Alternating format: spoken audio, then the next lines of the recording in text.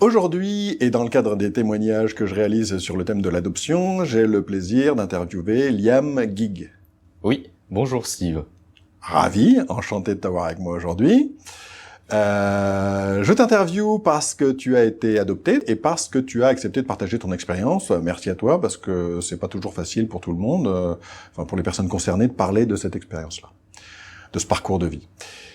Et si tu le fais, c'est en particulier parce que c'est un thème très important pour toi, au point que tu t'es investi dans une association, La Voix des Adoptés, au point d'en devenir le vice-président. C'est exact, oui.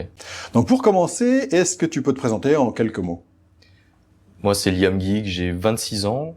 Ça fait depuis une année que je suis investi en tant que bénévole au sein de l'association La Voix des Adoptés. Je suis né au Vietnam, à Hanoï, donc la capitale, à 1 heure de route. Et j'ai été adopté très rapidement, au bout de 5-6 mois. J'ai pu grandir en Alsace, près de Strasbourg. Et après, j'ai fait des études qui m'ont emmené à aller à Clermont-Ferrand, à Nancy ou aujourd'hui à Paris. Et donc là, depuis cette année, je m'investis résolument dans l'adoption pour pouvoir en parler. Et je suis très content d'ailleurs de pouvoir répondre à tes questions. Bah, ça me fait plaisir aussi.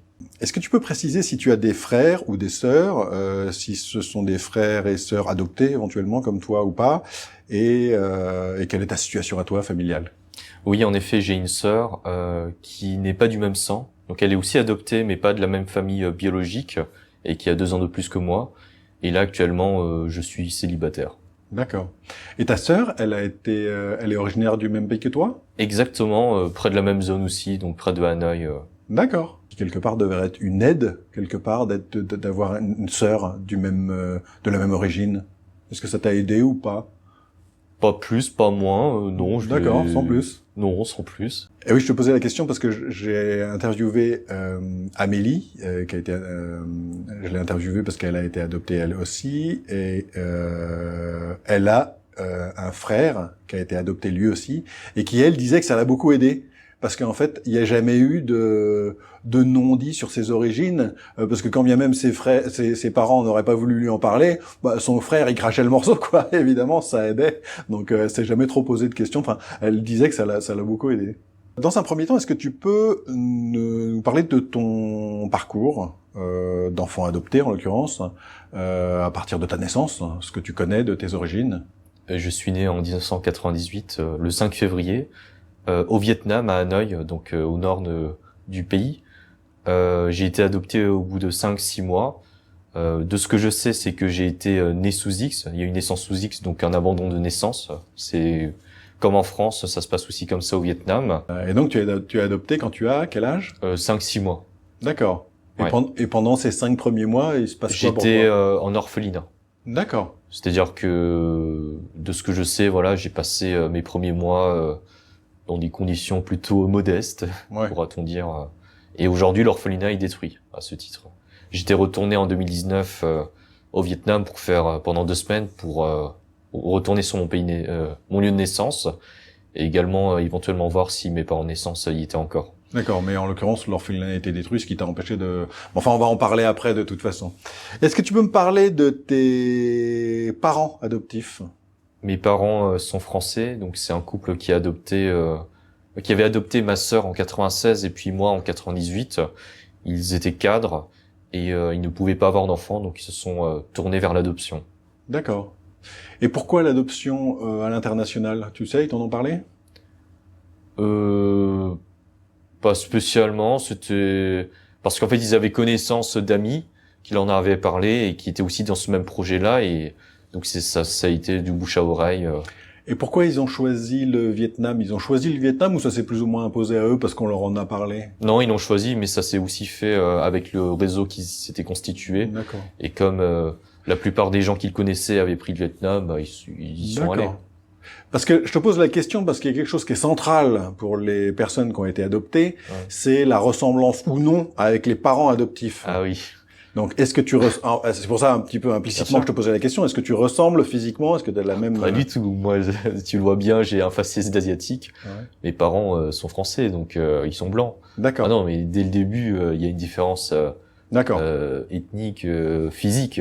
Ce qui a très clairement un impact sur la suite des événements. Oui. Certains enfants peuvent cacher le fait qu'ils ont été adoptés tout petits. Et forcément, ça va les aider. Hein.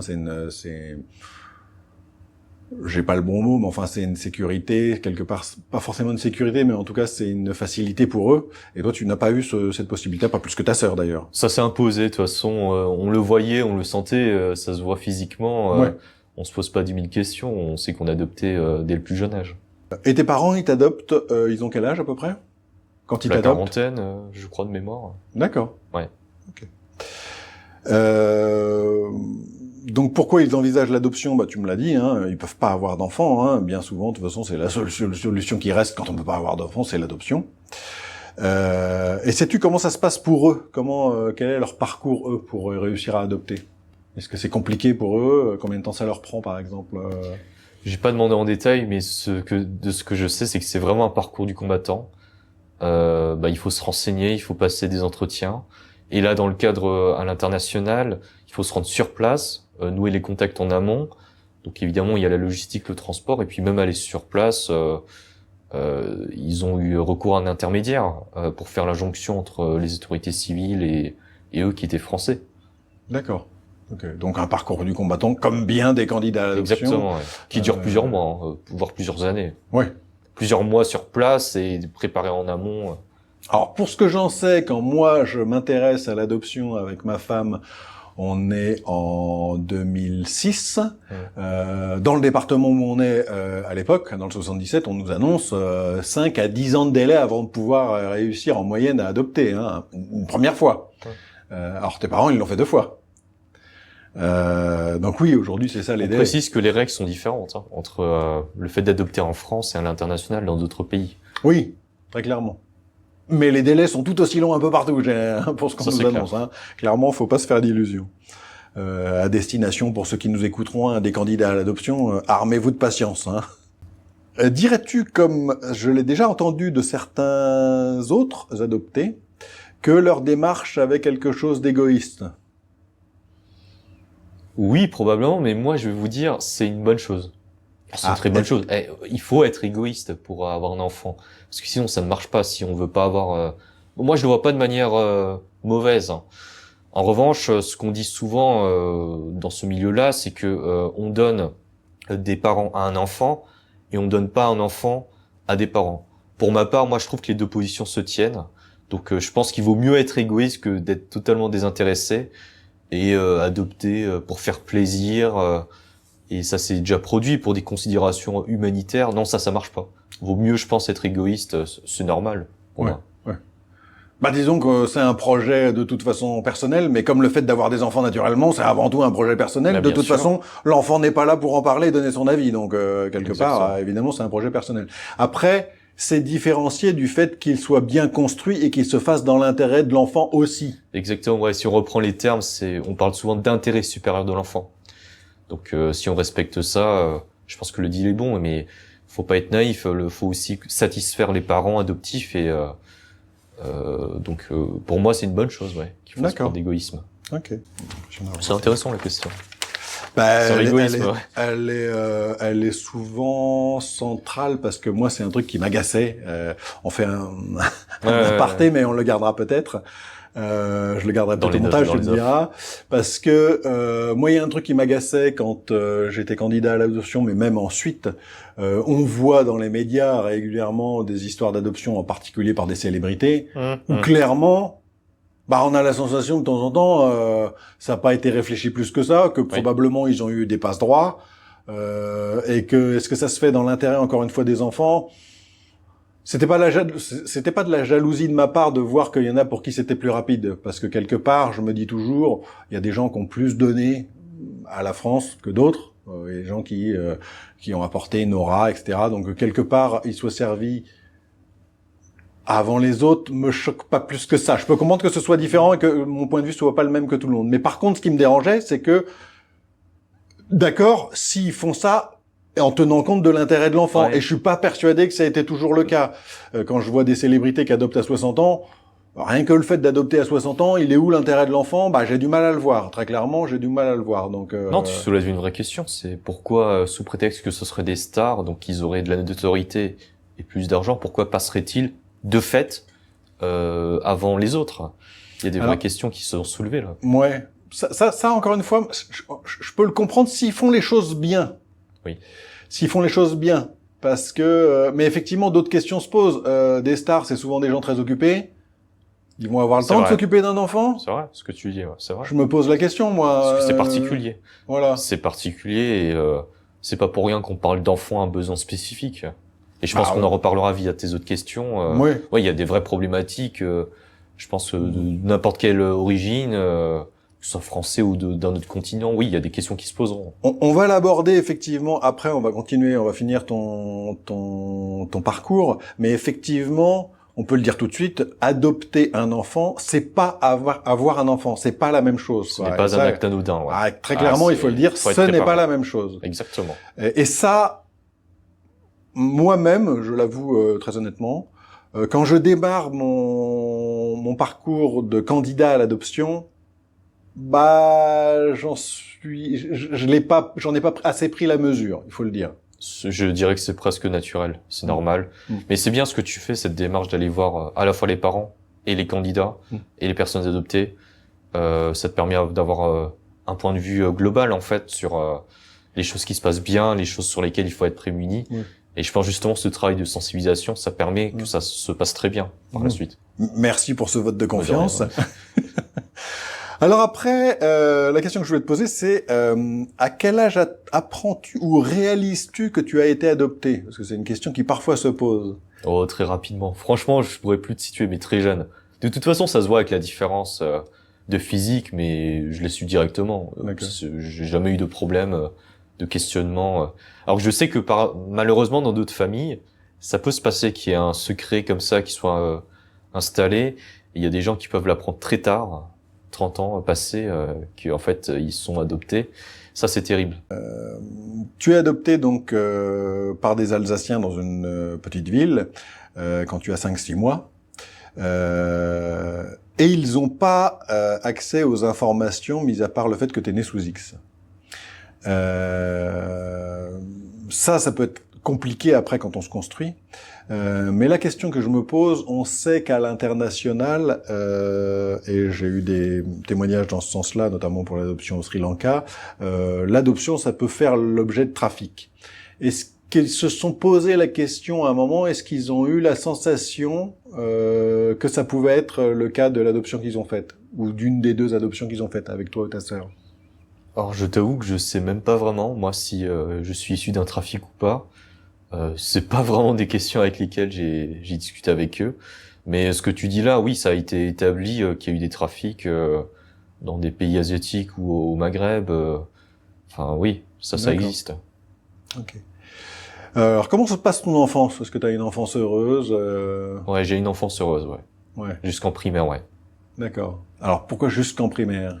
Après, je suis allé au collège, j'ai eu des problèmes de harcèlement et de racisme, notamment.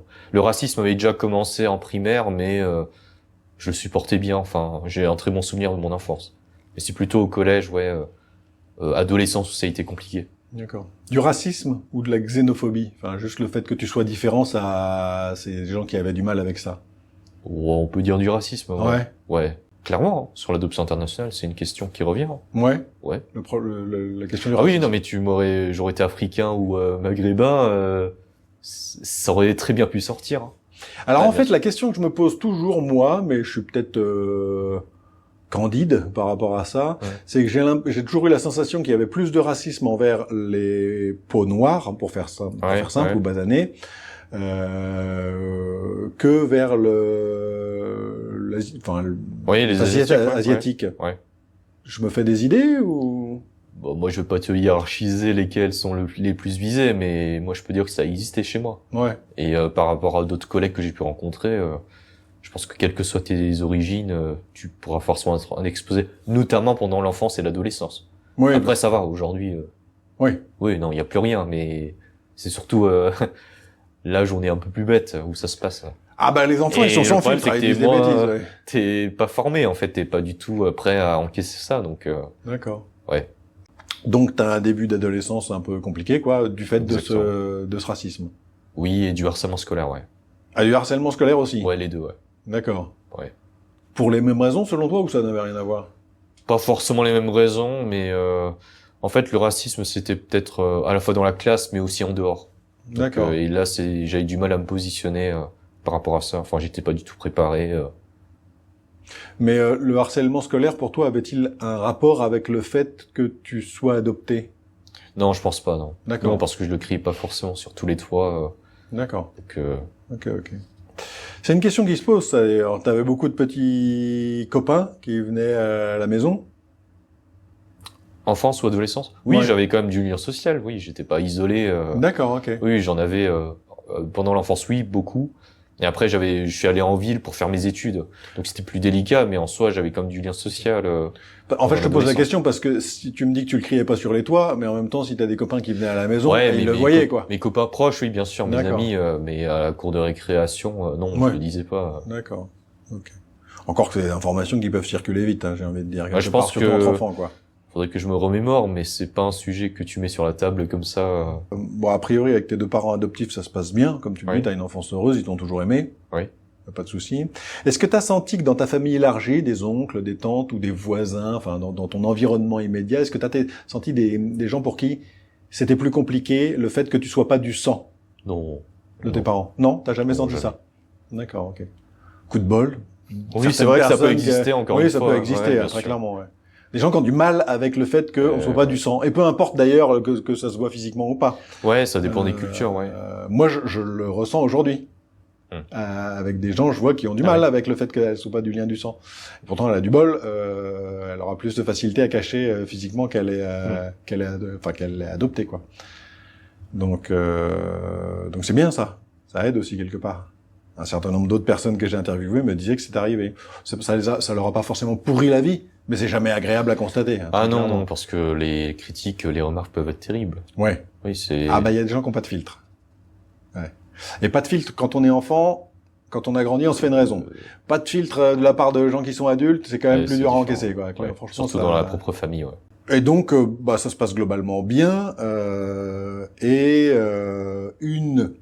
Un thème évidemment central, très important pour les enfants qui sont adoptés, c'est la recherche des origines. Exactement. Alors, comment se passe, toi, ta recherche des origines? À partir de quand tu as envie de faire cette démarche de rechercher tes origines? Et qu'est-ce qui se passe? Comment ça se passe? Ah, ça fait vraiment que depuis une année que je suis à fond dedans. Ouais. J'avais fait un voyage de 2 semaines en 2019, mais c'est insuffisant. Ça permet juste de voir très rapidement une partie du pays.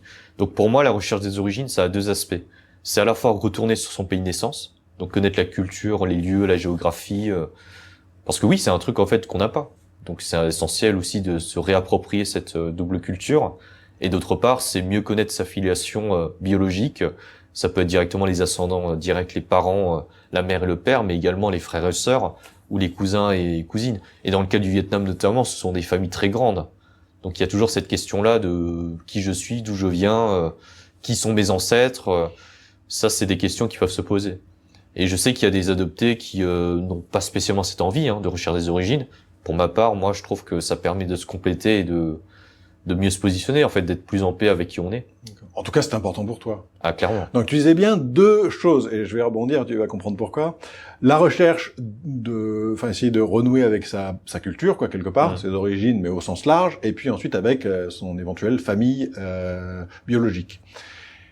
Et je crois, mais tu vas me le dire, là, c'est la première fois que j'aborde cette discussion-là, ce thème-là, mais je crois que je peux comprendre un petit peu ça, la recherche des origines au sens large, c'est-à-dire le renouer avec sa culture ou l'endroit où on a vécu, parce que parfois c'est juste lié à se dire où est-ce que c'était.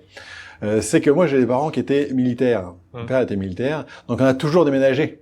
J'ai aucun ami d'enfance et on n'a jamais habité au même endroit. Et ça, quelque part, être nostalgique de repasser dans les endroits où j'ai vécu, parce qu'il y a eu les endroits, plusieurs, on déménageait tous les 2 ans en moyenne, c'est quelque chose qui parfois me manque un peu. Comme je disais, j'ai pas d'amis d'enfance, moi. Et j'ai pas un endroit où je peux dire, bah c'est là que j'ai grandi. Coup de bol, mes parents ont acheté quand j'ai 9 ans, 8 ans, mes parents achètent une maison de campagne qu'on a gardée toute mon enfance et même plus tard jeune adulte. Et ça, j'y retourne comme si c'était chez moi, en fait, alors que j'y ai jamais vécu. C'était juste une maison de campagne, on y allait pendant les vacances, quoi. Est-ce qu'à ton avis, ça ressemble à ça, cette envie de retrouver le pays où on a vécu, l'endroit où on a vécu, au-delà même du pays? Oui, je dirais que ce que tu dis là, ça évoque l'idée d'enracinement. C'est comme important de savoir qu'on a des racines. Je dis ça d'autant plus avec aisance parce que les Françaises et les Français sont majoritairement attachés à leurs origines. Ça, c'est des études qui le démontrent. Ouais. Donc en fait, on peut très bien comprendre qu'une personne adoptée qui vient de l'autre bout du monde ait envie ne serait-ce de connaître un tout petit peu. Je dis pas qu'elle va prendre l'autre nationalité. C'est pas possible. Je veux dire, mon enracinement, il est français. Mais néanmoins, c'est quand même bête de se dire sur toute une vie, je vais pas retourner voir les lieux en fait qui auraient pu me forger. Parce que c'est aussi ça, ça fait l'objet de beaucoup d'interrogations, d'imagination de notre part, de savoir mais qu'est-ce qu'aurait été ma vie si j'étais resté là-bas. Ouais. Même si j'avais été adopté par un couple vietnamien ou de mon pays d'origine, ma vie aurait pu être très différente. Donc je pense que c'est ça en fait, et ce manque-là, il existe réellement. Ouais. Ouais. Et alors la sensation que ça me donne à chaque fois que je vous entends, c'est cette impression, est-ce que toi ça va être ton cas, je ne sais pas, mais cette impression finalement, pendant une partie de sa vie, tant qu'on n'a pas résolu un petit peu cette recherche, d'avoir le cul entre deux chaises en fait, d'avoir le cul entre deux pays en fait, et de l'un qu'on n'a pas choisi, et de l'autre où potentiellement on se dit qu'est-ce que ça aurait donné si j'y étais resté, ou parfois peut-être avoir des regrets de pas être resté dans son pays, mais en même temps de n'en connaître rien, enfin finalement ou pas grand-chose. Est-ce que c'est un peu ça aussi? Alors, je dirais que moi au début c'était pas le cas. Je me sentais pleinement français. Ouais. Et puis avec l'âge, en effet, je dis pas que ça m'a posé un problème. Moi, je le vois comme une richesse justement de pouvoir élargir avec une double culture. Mais je sais qu'il y en a, oui, que ça tiraille de l'intérieur parce que quand je t'évoquais le racisme par exemple. Bah, si t'as un adopté qui se sent français, mais qu'on lui renvoie sans cesse ses origines, il peut se sentir tiraillé. Il peut se sentir n'appartenir à aucune... Et ça, on peut entendre ce genre de discours, de ne sentir ni français, ni de son pays d'origine. Ouais. Ouais. D'accord. Donc c'est le cul entre deux chaises, c'est une bonne expression. D'accord. Mais ça n'a pas été ton cas, toi. Tu t'es toujours senti pleinement français, même si effectivement les remarques et le racisme, en l'occurrence, peuvent de temps en temps agacer, enfin, voire plus qu'agacer, hein, et je m'imagine qu'il peut y avoir de la colère, évidemment. Mais ça n'a pas été ton cas, toi. Après, plus tard, à la recherche des origines, c'est venu un petit peu plus. C'est venu vraiment, depuis mes 25 ans, vraiment, c'est une démarche personnelle parce que je sentais que si je ne le faisais pas, j'allais le regretter. D'accord. Donc c'est aussi une vraie aventure, hein, au demeurant, ouais. De faire ça, ouais. Donc tu y vas pour la première fois à 19 ans, mais 2 semaines. Et là, t'as pas vraiment le temps, ce que tu viens de dire, c'est que t'as pas vraiment le temps de... en tout cas d'avoir toutes les réponses que tu aurais voulu avoir, ou en tout cas d'avoir ce ressenti. Ouais, et 2 donc, semaines, c'est trop court. Hein. Ouais. Et donc, tu y retournes quand? Est-ce que tu y retournes? Pour l'instant, c'est pas prévu, mais bien sûr que je compte le refaire un jour. D'accord. Et pas que visiter le Nord, parce que le Vietnam est divisé en 3 parties, le Nord, le Centre et le Sud, donc il y a toujours de la matière à faire. D'accord. Et là, l'objectif, ce serait quoi? Ce serait renouer avec ce qui aurait pu être ta culture? D'une part, ouais, c'est ça. Donc, premier volet de la recherche des origines, c'est mieux connaître la culture de mon pays d'origine. Et d'autre part, peut-être pousser plus au niveau de ma propre recherche sur ma filiation et tenter le tout pour le tout. D'accord. Essayer d'avoir plus de réponses que tu n'en as obtenu lors du premier voyage. Exactement, parce que la première fois, j'ai pas spécialement cherché davantage. T'es quand même allé sur le lieu où était comment dire, l'orphelinat, ouais. Où tu as vécu, où tu as vécu quelques mois. Et là, comme tu le disais, l'orphelinat, il avait été détruit, c'est ça? Alors, ce qui s'est passé, en plus, c'est une bonne anecdote, c'est que quand j'étais allé avec 2 personnes qui m'avaient accompagné, il m'avait présenté une dame qui, paraît-il, m'aurait pris dans ses bras les premiers mois, il se serait occupé de moi. Tu vois, je l'ai su, j'y étais 20 ans plus tard. Mais la question qu'on peut toujours se poser, c'est est-ce que c'est réel? Est-ce que cette personne-là me dit la vérité? On sait pas. Ouais. Donc il y a beaucoup de non-dits, de points d'interrogation, par manque d'archives, parce que à l'époque c'était pas aussi systématisé qu'aujourd'hui, les naissances. Oui, puis en plus, il y a un contexte historique. Alors, faudrait que je me renseigne de nouveau. Mais enfin, le Vietnam, c'était une ex-colonie française. Oui, bien sûr, l'Indochine. Ouais. L'Indochine, t'es adopté en 98, c'est ça? Oui. Oui, bon, on est après mais oui. On est après, mais enfin. On a vécu un XXe siècle au Vietnam qui était particulièrement touché par les guerres. Ouais, assez touché par les guerres, ouais. Donc clairement. L'Indochine française, la guerre des États-Unis, le Cambodge, même la Chine. Ouais. Ouais, bah miraculeusement, c'est un pays qui a su tenir. Ouais. Ouais. Mais au-delà de ça, ce qu'on peut imaginer, c'est que même si c'était 15 ans après ou 20 ans après, j'ai plus la date de Dien Bien Phu par exemple, je crois que c'est 54. 1954. D'accord. On est quand même longtemps après. Mais enfin, il y a eu la guerre du Vietnam après, les Américains sont venus. Enfin bon, est-ce qu'à ce moment-là, c'est une question que je me pose, j'ai pas la réponse, mais est-ce qu'à ce moment-là, le pays, au moment où tu nais, est pas encore un petit peu en train de se remettre de toutes ces blessures? Alors je pense, oui, il y a forcément un traumatisme, comme nous on a connu en Europe. Bien sûr que la guerre a un impact. Mais je veux dire physiquement, je dirais, est-ce que les infrastructures sont reconstruites comme elles ont été reconstruites, voilà. Mais le fait est, moi, en 98, il y avait encore des questions de déminage, ouais. ou, des conséquences du, j'ai plus le nom, mais du napalm par exemple que les Américains ont utilisé au Vietnam. Oui, des largages de napalm, ouais, d'anciennes montres qui n'avaient pas pété en fait, c'est ça? L'orange, je sais plus comment ça s'appelle, le produit orange. Ah oui, c'est le gaz, ouais. Ouais, le gaz de déforestation. Exactement, ouais. Donc oui, ça a des conséquences directes en fait, et sur l'adoption, une des questions qui peut se poser à nous, c'est celle de savoir nos antécédents médicaux, parce que a priori les gens le savent, mais nous on peut pas le savoir. Et quand tu prends une approche historique comme celle du Vietnam par exemple, qui a été touchée par la guerre, peut-être que moi dans ma lignée, il y a eu des personnes qui ont été touchées, et je ne pourrais pas le savoir. Ça devient un peu problématique en matière de santé.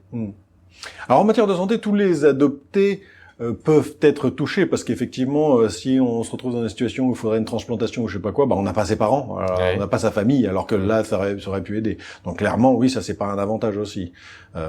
On croise les doigts pour espérer que ça arrive jamais. J'imagine que dans la pratique, c'est une probabilité qui est relativement faible, pas pour tout l'ensemble de la population, mais néanmoins, on le vit pas comme un avantage, quoi, évidemment. Oui, c'est clair que ça serait mieux si on savait nos antécédents pour les années à venir. C'est vraiment problématique. Mais là, ce que je t'ai dit, ce que je t'ai soulevé, c'est des circonstances exogènes à nous. En revanche, il y a des choses, une adoption. En fait, c'est pas l'adoption qui est un traumatisme, c'est la séparation de naissance. Et ça fait, c'est l'abandon. Parce que c'est pas naturel du tout. Une séparation entre le nourrisson et sa mère biologique constitue un traumatisme et qui peut se manifester de diverses manières. Ouais. Et ça, c'est endogène à nous. Très clairement, ouais. Et après, chacun aura une façon différente de réagir à ça. Il y en a qui vont se dire basta, c'est comme ça, je me tourne vers l'avenir. Il y en a d'autres qui ont eu beaucoup de mal à faire ça. Ce que tu m'as expliqué quand on a préparé l'interview, c'est que ces questions sur l'adoption, mis à part ton voyage en 2019, tu te les poses pas tant que ça. Et puis tu m'expliquais que t'as pas rencontré d'autres adoptés finalement avant 2023, c'est-à-dire avant l'année dernière. T'as pas fait les choses à moitié, autant tu t'es pas posé de questions avant, autant là tu mets les pieds dans le plat, j'ai envie de dire. On l'a dit au début de l'interview, tu t'investis carrément dans une association, donc la Voix des adoptés. Mais alors pourquoi d'un seul coup t'investis le sujet aussi de façon aussi importante alors qu'avant tu te posais pas les questions? Je pense qu'il y a quelque chose d'assez logique dans mon parcours, c'est qu'à l'époque, en 2019, j'étais au début de mes études de droit. Et je les ai terminés. Donc forcément, quand tu avances dans tes études et que tu approfondis, des questions de ce type peuvent se poser. Enfin, c'est une vraie question juridique, d'ordre international. Et d'autre part, c'est aussi que j'avais du temps pour le faire. Et crois-moi que j'aurais finalement, avec du recul, voulu le faire beaucoup plus tôt. Ouais. Donc ça s'est posé là, j'y suis allé direct. Je suis quelqu'un comme ça. J'essaye de rencontrer des gens, d'écouter aussi leur vécu. Et c'est là où tu te rends compte qu'il y a des problématiques communes qui reviennent. Ouais, très clairement. Et alors, une question qu'on a toujours envie de poser, surtout que tu es relativement jeune encore, est-ce que tu te sens aujourd'hui fragilisé par ton histoire? En partie oui, et c'est aussi elle qui m'a donné beaucoup de force. Donc c'est paradoxal. C'est un mix des deux en fait. Ouais.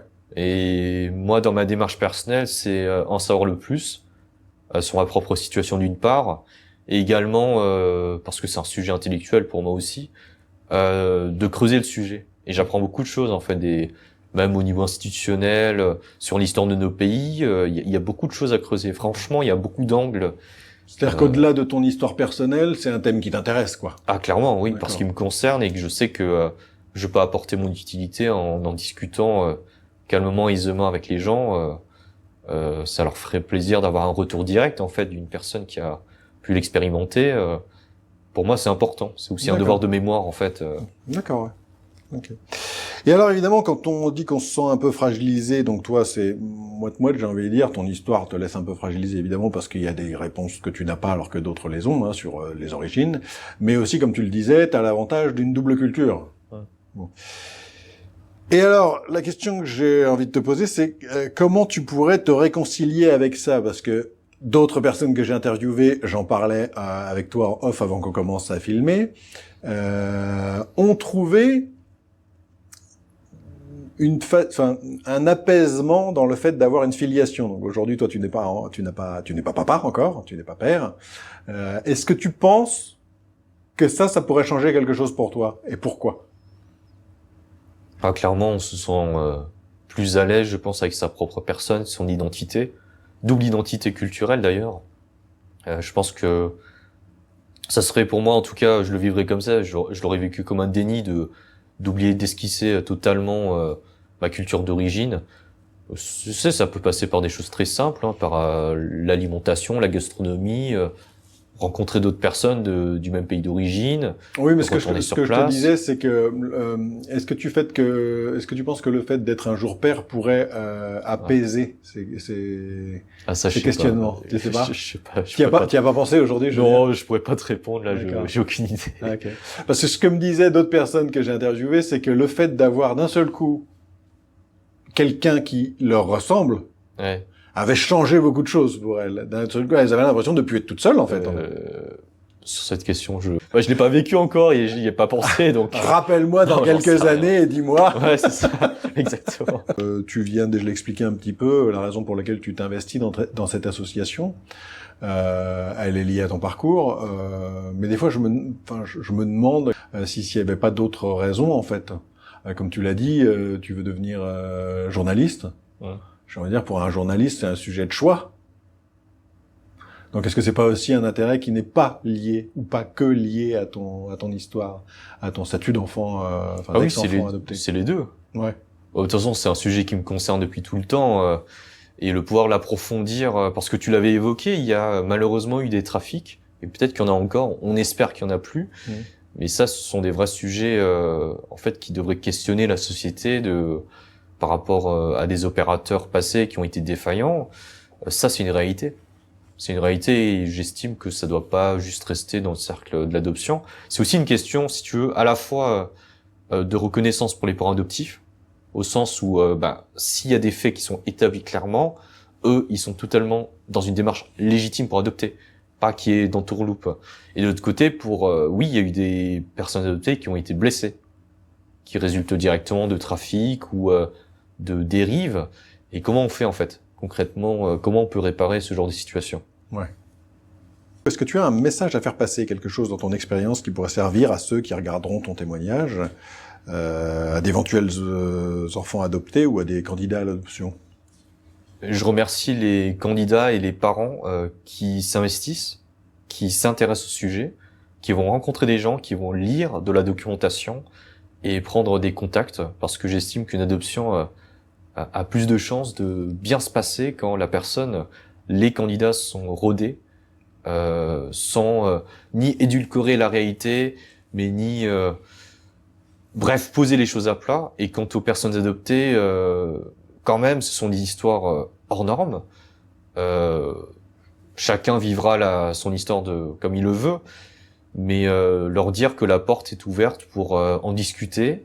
Il y a des associations, et par exemple, il y a la Voix des adoptés, mais il y en a d'autres en France et à l'international, et que c'est important pour eux peut-être de faire ce travail-là sur eux-mêmes. Tu vois, c'est pas que la filiation, ça peut être aussi la culture d'origine. Eh bien, écoute, Liam, je te remercie beaucoup d'avoir accepté mon invitation. Et merci à toi. Et puis, on se reverra peut-être, on sera peut-être amené à se revoir. Au plaisir.